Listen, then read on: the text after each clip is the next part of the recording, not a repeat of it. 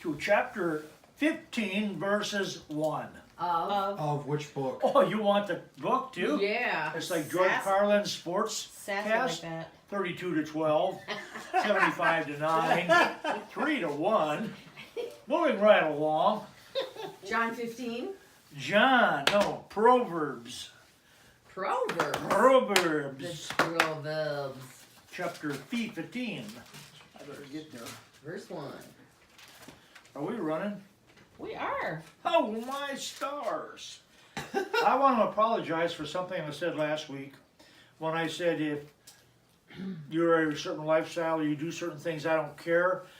I don't care in the sense that you can do whatever you want to do. I care about the fact that you are a child of God, whether you've accepted Him or not. I care about the fact that I want to see you in heaven someday.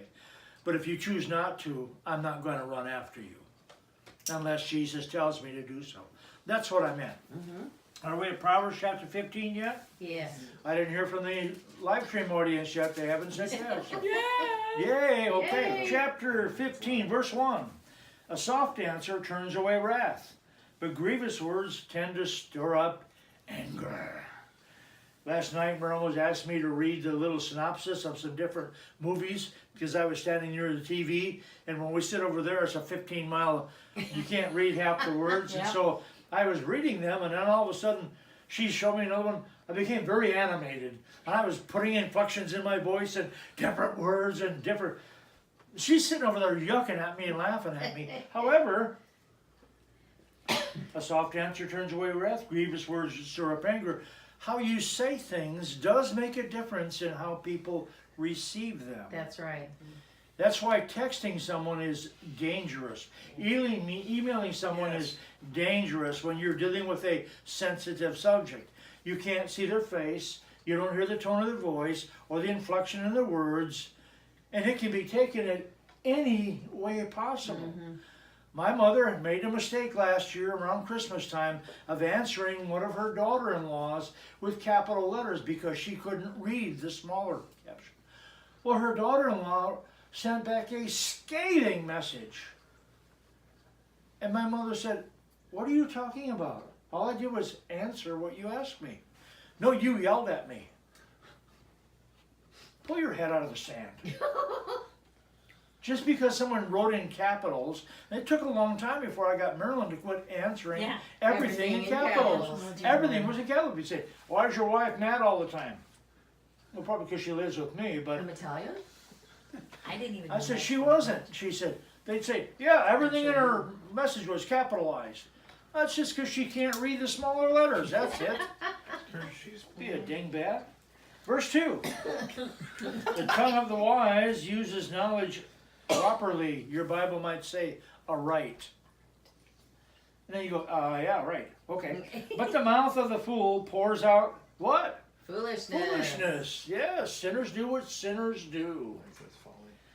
The eyes of the Lord are in every place, beholding the evil and the good. A wholesome tongue is a tree of life, but perverseness therein is a breach of the spirit. The point I want to make is our mouth should be our friend, not our enemy. Last Sunday we talked about not being able to discipline our tongue. And it doesn't happen until we change our heart. You can think good things, you can have good thoughts, but until you change the intent of your heart, what continues to come out of you will be the same old junk you always put in there. Now, we found out last week in Matthew chapter 15, according to Jesus' words, he said, what you put into your mouth, the food you eat, isn't what defiles you. It's the vile language, thoughts, and confusion that proceeds from your mouth that defiles you. You can talk one way and then act another, or you can act one way and talk another, and it defiles everything about you, changes everything about you. Now, I've heard the phrase, and I used to dispute it, but I've come to realize it's true. Perception is reality to many people. Unless they truly know you and know your thought patterns and know your heart, They know when you're being silly. They know when you're being foolish. They know when you're goofing around. But there's so many people who don't. How you behave, what you say, and how you interact with them gives them the perception of who and what you are. How many times have our parents said, first impressions are important? First impressions are crucial. When I encounter someone I've never met before, that first impression tells me, do I want to interact with them again, or do I just want to hold my own and walk around them? I don't have to shake their hand. I can nod my head. I don't have to be included in their conversation. I can simply nod and walk away, smile, walk away. First impressions matter. Because they're the first part of what? A perception. Soft answers turn away wrath. I can remember years ago when I launched into diatribes instantly. Anger was my motivator in many things in life. And it never ever amounted to any good. It never ever changed that other person. All it did was make them more angry, or angry if they weren't. Soft answers turn away wrath. Now, many people hear that and they think, well, now I've got to be mealy-mouthed and a mamby-pamby and I have to just acquiesce to whatever they want. No. Just means you don't have to go along with what they're saying and doing. As simple as that. Well, I don't agree with you, I have to say, but it's your right to say it. And I'll see you later, gotta go. No, I don't have time for discussion. No, I don't want to dispute the item. No, I'm not going to argue with you. Have a great day. You want to say, go find some idiot who wants to listen to what you have to say, but you never say that. We don't say it. No, we're kind, polite, considerate. Right. And so, a soft answer does turn away wrath. The other day I was going out the door and I didn't close the door entirely, and I just turned them around and said, shut that door. After she did it, I thought, now that could have been taken two different ways. But we've been with each other for so long, she knew I wasn't telling her, shut the door. Just I had both hands full and I couldn't reach the doorknob. I said, shut that door. She knew what I meant. Close the door. Don't let the air conditioning out and the hot air in. But you know, you can look at things two different ways. You can make a decision at that point. Am I going to receive this in the manner it was spoken? Or am I going to receive it in the perception of what I think was said or spoken? Yeah, that's true. You know, sometimes people will answer back and you just let them say, why are you so ornery today? I'm not ornery. Right. How come you sound nasty? I don't sound nasty. Well, why are your words harsh? They're not harsh. Because sometimes that's what we do. It's how we feel. We forget about the fact that answering somebody and saying, you know, I thought I did that, or I never thought of it that way, or did I really do that? And we've gotten to the point where we'll look at each other and say, did you tell me about that already? Because 8 times out of 10 they did.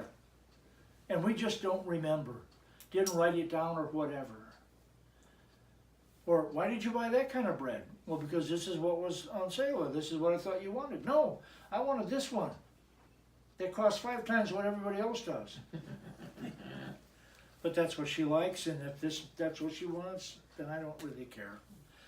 My point being, you can get your feathers ruffled over nothing. Yeah. And if you don't smooth them out again, the other person can't. Nope. The only one who can smooth your feathers is you. We've all watched birds of a feather pluck themselves and preen themselves, and we see them flap their wings around, and we think they're drying off. No, they're getting their feathers all in line. And you see them preen, and they'll pick a feather out, and then they'll go back, and all of a sudden they're preening, and they're going on, and you think, you just pull the feather out. What are you doing? They're getting all the feathers in a row. All the feathers just right. Yep. Kind of like us adjusting our clothes. That doesn't feel right. They do the same thing. You and I can do that with our words. We can help another person preen their feathers, so to speak, with our words. They don't need to be harsh. The author went on to say, the tongue of the wise uses knowledge in a positive manner. If you've ever been in their shoes, if you've ever felt the way you think they feel now, and you remembered how lousy it was for you, why would you want to take them to that same destination? Amen. If you knew it was hurtful to you and damaged your soul and hurt your heart, why would you want to do that? Now, as Merrill and I age, and Nick and Ann as well, excuse me, we encounter people who are older than us, and they're just downright nasty and ornery. Yeah. People you don't want to be around. And you say, why are you that way? Because I'm old and I can. Well, you're old and you could die too. Maybe those two. Just because you're old doesn't mean you're allowed to be ornery and nasty. That's right. And say whatever you want to say. It's like people saying, well, I did this because I was drunk. Well, shame on you for getting drunk to start with. Yes. Amen. And because you were inebriated doesn't give you the right to do this or that or say this or the other. It means you foolishly allowed yourself get to the point where you didn't pay attention or didn't want to pay attention to what you said and what you did. In other words, you behaved with no regard whatsoever to those that are around you or what any future ramifications might be. Mm-hmm. You didn't take into account your wife or your husband. You didn't take into account your children. You didn't take into account your mother and your father or brothers and sisters. You didn't take into account your family as a whole. Didn't take into account your job, Co-workers. or if you'll even have one. Mm-hmm. And these people that get on social media and rant and spew and spit things out, my question is this, are they really that uninformed as to think businesses don't look at those things? In fact, it's become a regular practice in human resources now. When you fill out an application, they will ask for your Facebook address. And they have the legal right to refuse you employment if you don't give it to them. Now, if you don't, or they don't ask for it, they'll still go find you on Facebook. Mm-hmm. They want to know what you say. Sure. They want to know what you think. They want to know how you would behave toward your employer. Mm-hmm. I read something recently, and I don't go on Facebook, but about once a week just to see, never mind, doesn't matter why. Because my theory on all that is just like the cops say, nothing to see here, move along. But every once in a while I'll see something from somebody bad-mouthing a business. And what's even worse is they'll bad-mouth who they work for. Mm-hmm. And then wonder why they don't have a job in a month or two. Because you can't do that. You're responsible for everything that comes across your lips. By the way, that's a two-way street. Everything you consume, you're responsible for. Everything you put out, in your words, you're responsible for. Well, I'll just rebuke the calories. Well, go ahead, it doesn't work. The tongue of the wise uses knowledge in a positive manner. The last point I want to make before we wrap things up this morning is that a wholesome tongue is as a tree of life. In other words, we bring life. Our tongue should be a tongue that not tears apart, but one that mends, one that strengthens, mm-hmm. one that bolsters strength and raises them up. My closing moniker for so many years now, and so many that are in regular contact with me through email or things of that nature, is get your chin up and get your shoulders back. You're stronger than you think you are, smarter than you think you are, and you can do more than you think you can do. Mm-hmm. You are more than what your last mistake was. Mm-hmm. Now, I don't say it that way every time, but those elements are in every one of my closings. I choose that my tongue will be not only one of life, but one of repair.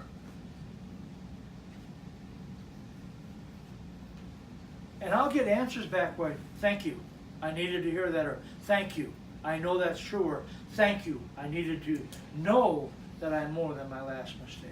Thank you, I needed to know that my words are important. Thank you, I've got my head up, my shoulders are back. There's a bounce in my step, smile on my face, and a kind tongue with words that roll across my lips, proclaiming the truth and the wholeness of God's worth in my life. Again, they aren't necessarily those words, but I know what they mean. I choose to make my tongue a tongue of salvation, a tongue of reconciliation, not a tongue of recompense towards something someone has said or done. I choose to let my tongue act like a physician. When I go to that physician, he listens to my heart, and he takes my blood pressure, and he checks my breathing, and your eyes and your ears and all that stuff, and open your mouth and say, I've never understood why they do that, but they do. I think it's just part of medical school, and the people that sell them little rubber wood things, that's where it all came from. Because they got open, they put the, then they throw it away. Tongue depressors. Tongue depressor, yeah. It's depressing. There's a reason my physician does all those things. He or she wants to know that I am well. And if I'm not well, they want to encourage me with the words that will point me in the direction to get well. I'm going to send you to a specialist. I'm going to have blood drawn. I'm going to have an x-ray. Now, I realize for some of the physicians, that's nothing more than a money maker. But for most, I'd like to believe it's because they care. If there's an abnormality found, they want to know why. Is it ongoing? Is it recent? Well, you and I can look at people the same way. Henry who was on top of the world yesterday and is now down in the dumps today. There's a reason. Something happened between yesterday and today. Your tongue can be the tongue of life that begins to draw him back to where he was yesterday. Point him toward where he needs to go. Lift him up out of the mire he may be in. Jesus' point, the author's point in this book is our mouth should be a friend. Our mouth should not be an enemy. And too often, we criticize ourselves. They think that they call it self-deprecating. What it means is self-loathing. We loathe ourselves. Well, I don't like who I am. I don't like what I do. I don't like this color on me. I don't like my hair. I don't like these clothes. You're a great man, sure. Well, you know how that goes. I'm not great about anything. I just happen to get lucky on this. Self-deprecation. Self-loathing. Can I tell you why? Because if we can do that, nobody ever has to expect anything from us beyond what our self-deprecating human presents. Yeah, I do that pretty good. I do have a talent in that area. Until you make a mistake. Now all of a sudden you aren't the expert you thought you were. And I don't care how many times you cut that board short, it's still short. There are days I'll be in that wood shop and I'll cut 2 or 3 good pieces wrong. I just close the doors and come in here. Obviously, I'm not going to do it right today. Obviously, my mind is not in that place it needs to be. Obviously, I'm not focused on what I need to focus on. Because normally I don't make those mistakes. And you stand back and you say, Gary, you idiot. What is wrong with you? What a stupid thing to do. I'll just cut another one. It's still short, dingbat. What is wrong with you? Now, when those kids come and they make things with me and I make them learn how to use a tape measure and how long is this, and what's an eighth, and what's a quarter inch, and but half of this wouldn't be that, would it? It would be this, and they'll count in their little minds, and they, oh yeah, it would be 2 1/4, not 2 1/2. Right. See, they learn fractions, and they learn how to read a tape measure. What's wrong with me? I cut the same board twice wrong. Not too long, too short. I don't have a wood stretcher anymore. Mine broke.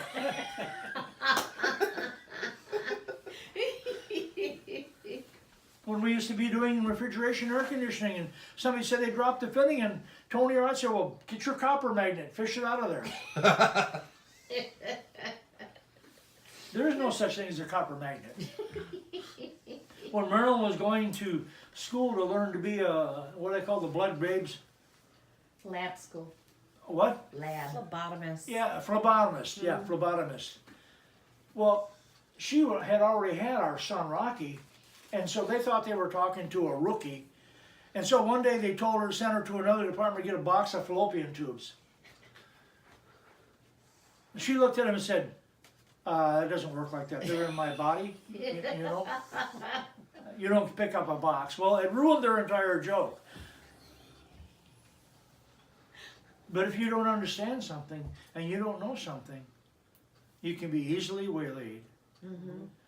If I'm not paying attention to where my mark is on that board, I'll cut it too short or I cut it too long. If it's too long, it's not so bad. I can trim a little long.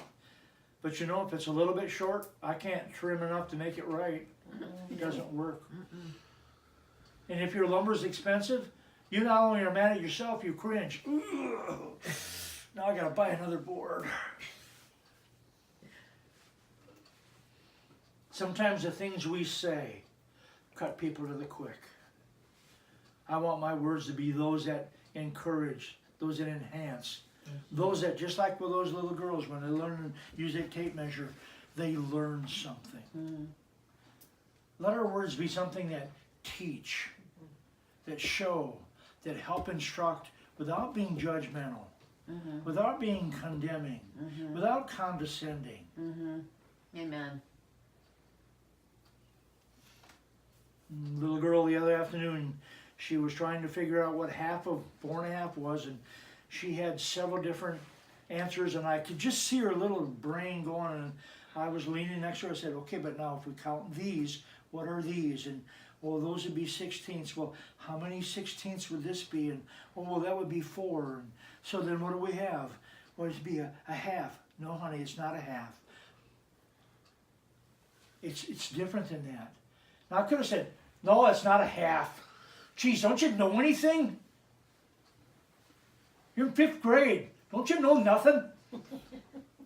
No, honey, that's not what it would be. If it was half of a half, what would it be? She figured it out. Oh, it'd be a quarter. It's 2 1/4. Yes, honey, it's 2 1/4. See, you can do it 2 different ways.